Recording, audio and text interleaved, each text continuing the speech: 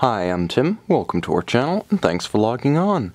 Well, it's finally happened. I've been wanting to share one of these monsters for a while, but I've only now received my first opportunity. Today we're discussing the Audemars Piguet Royal Oak Offshore Perpetual Calendar Chronograph. This is reference 25854TI. You can see this titanium perpetual calendar chronograph on our website. Subscribe to our YouTube channel if you enjoy these videos, and please click on the card in the upper right hand corner of the screen at any time during this video to see our full sales listing for this perpetual calendar chronograph, with additional accessories included in the sale, high-resolution images for your desktop, and naturally complete pricing details for this 42mm titanium Royal Oak Offshore Perpetual Calendar Chronograph. Now, the exact model that you see on my wrist debuted in 2003, and it was produced till about 2010. This watch is from the early end of that production run. It's an F series and very low, such that I believe it was probably made in 2003. Now, the watch is 42mm across the round of the case, not inclusive of the crown guards, crown chronograph pushers. In reality, these were much larger. The physical footprint is very much like that of a 44 or a 45, but because we're going to use proper nomenclature, AP calls it a 42. In terms of thickness, there's no arguing. It's a 16. It's big, it's tall, and it's thick, and it stands proud of your wrist. And from lug to lug, the watch measures a robust 55mm. But when you measure the rigid-most outer point, that is the plots, the intermediate small links that join the bracelet to the lugs, then you get a broad span of 59.5mm. And you can see how it really doesn't compress any more than that. So the watch wears large on the wrist. Also important to note, it doesn't wear heavy. As big as it is, the timepiece does benefit from titanium throughout the bezel, the case, and the bracelet, the only exception being that rubber gasket for the bezel and the inner works of the deployant clasp, which are actually constructed from stainless steel. Now, see, I might be, as big as this bracelet is, I might be able to simply slip my wrist through with all the links fitted. This is the only stainless steel construction in the case assembly, with the exception of the bolts that assemble the case itself.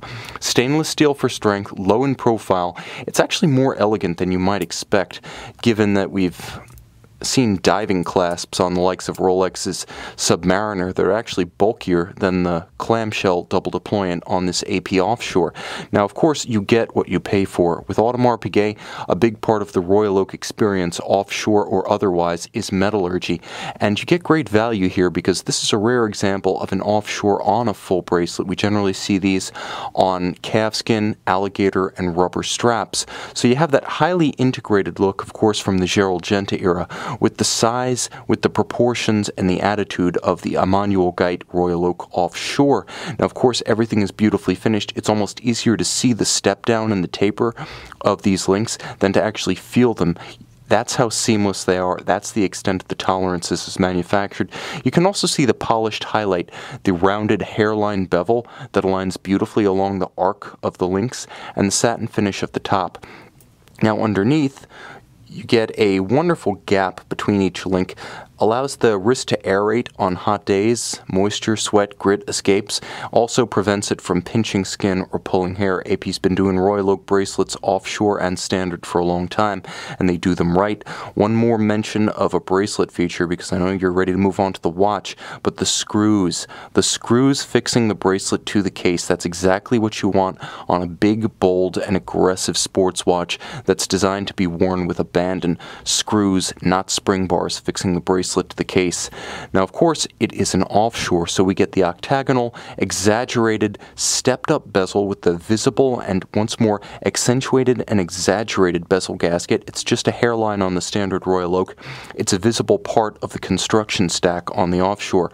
All of the hexagonal bolts are polished stainless steel here, and they frame a dial that is spectacular. It is a petite tapisserie, not the later mega tapisserie, and you can see that it features a metallic brushed Rayhaut featuring radially arrayed tachymetric scale calibrations, and this one's particularly dramatic because of the black oxidized hands and the green luminova. Now, luminova, in its most common state, as most commonly applied, has a whitish lime coloration. Here, it's been dramatically exaggerated to more of a turquoise, so the readability is outstanding, but it also has a lot of color, which is necessary on a watch that could be otherwise as grayscale as this one, from black to silver, but we get a little bit of turquoise thrown in for contrast and for the sake of fun, because luxury is about fun in the watch world. It's also about complication, and you get a lot of it here. Automatic winding with a perpetual calendar and a chronograph. The watch features a Jaeger-LeCoultre 889 base movement underneath its caseback. The 889 base caliber has a 38-hour power reserve, and it beats at a modern 4 Hz or 28,800 vibration per hour beat rate. Thanks to the screw-down crown and the water-resistant gaskets, it achieves 100-meter water resistance, so it is a true sports watch. It also has a crisp action in the hand, satisfying to use, and a vertical clutch for engagement, such that it always starts smooth and you can simply leave the chronograph running if you prefer that. Now, of course, the 889 is thin and fine, so even with the Dubois de Praz perpetual calendar module and chronograph module on top, the watch is more manageable than it would otherwise be. It's considerably thinner than the simple Rolex Deep Sea Sea Dweller, for example. You're getting a lot of complication here with the day, date, month, moon phase, and the leap year cycle indicator on top of the chronograph. With the wearability of titanium and the water resistance of an offshore, this is a watch that really does bring a full suite of complications, features, and virtues. You can see it and you can make it yours on our website.